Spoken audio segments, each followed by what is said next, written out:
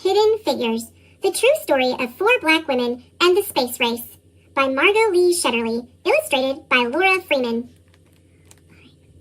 Dorothy Vaughan, Mary Jackson, Katherine Johnson, and Christine Darden were good at math.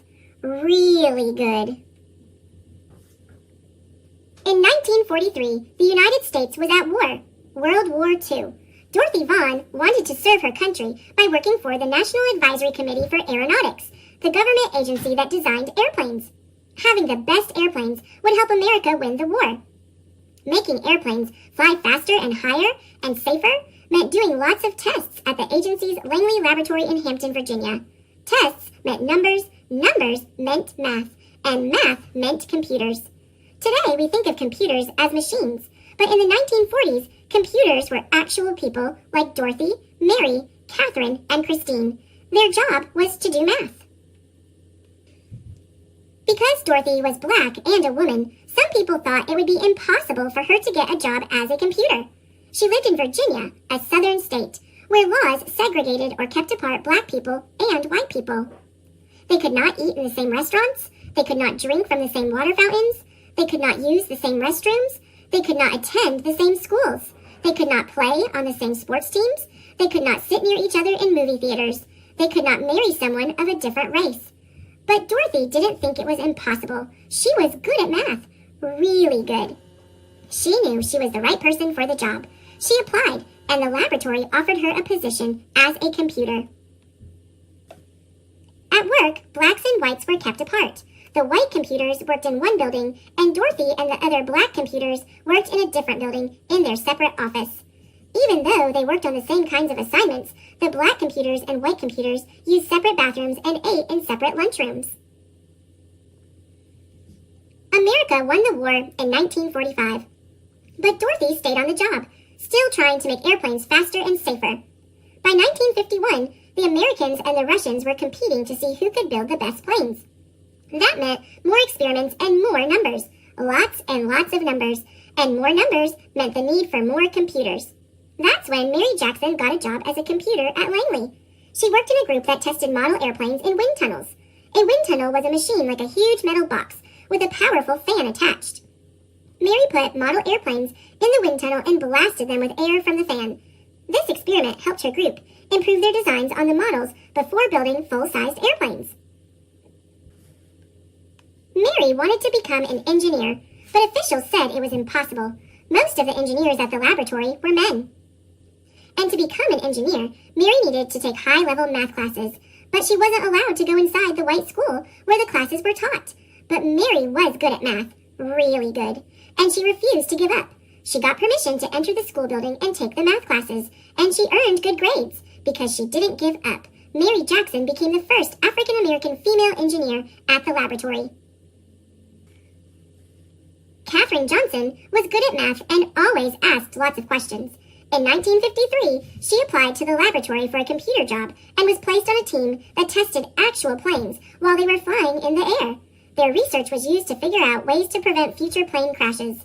In one of her first projects, she learned how to analyze turbulence, or dangerous gusts of air. No one knows how many lives her work may have helped save. Katherine wanted to help the group prepare its research reports, so she asked if she could go to meetings with other experts on her team. Her boss told her it was impossible. Women aren't allowed to attend meetings, he said.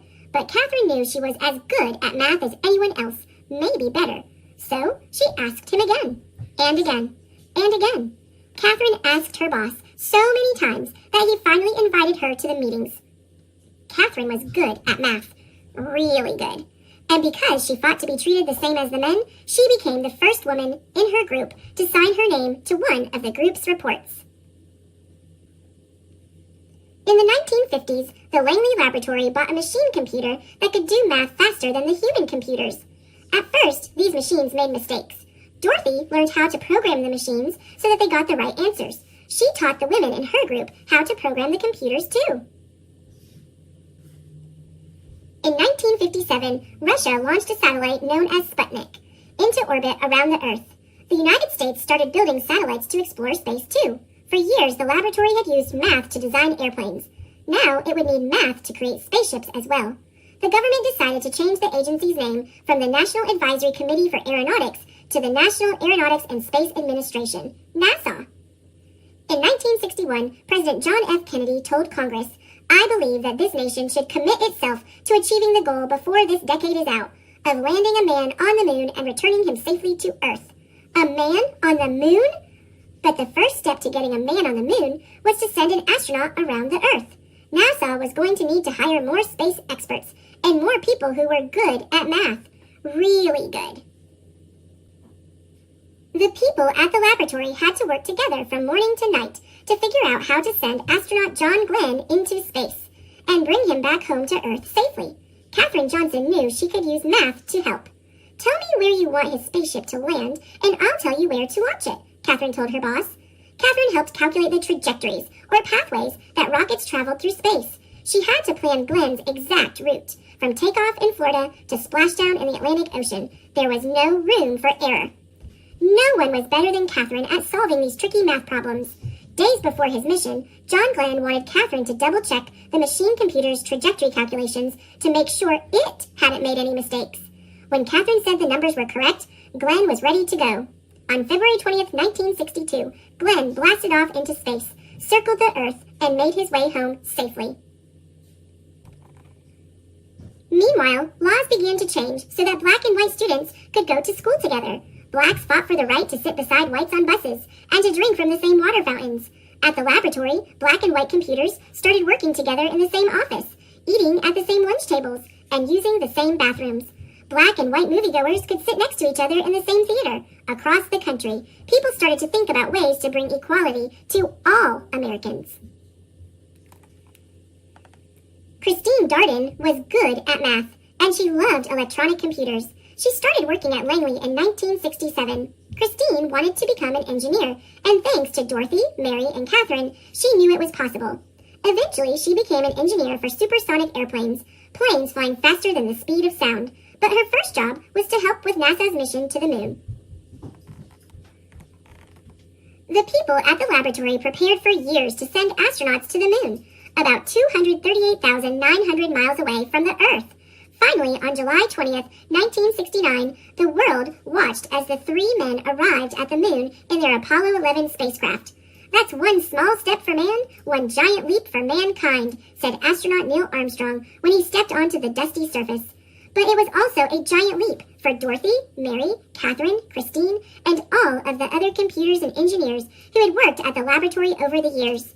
The moon landing was a success from takeoff to splashdown. But there was no time to rest. Once NASA landed astronauts on the moon, the people at the laboratory began dreaming of sending humans to other planets, such as Mars or Jupiter or Saturn. They started to imagine hyper-fast space planes that could travel around Earth at 7 times the speed of sound. The next adventure wouldn't be easy, and would require lots of tests and lots more numbers. But Dorothy, Mary, Catherine, and Christine knew one thing. With hard work, perseverance, and a love of math, anything was possible.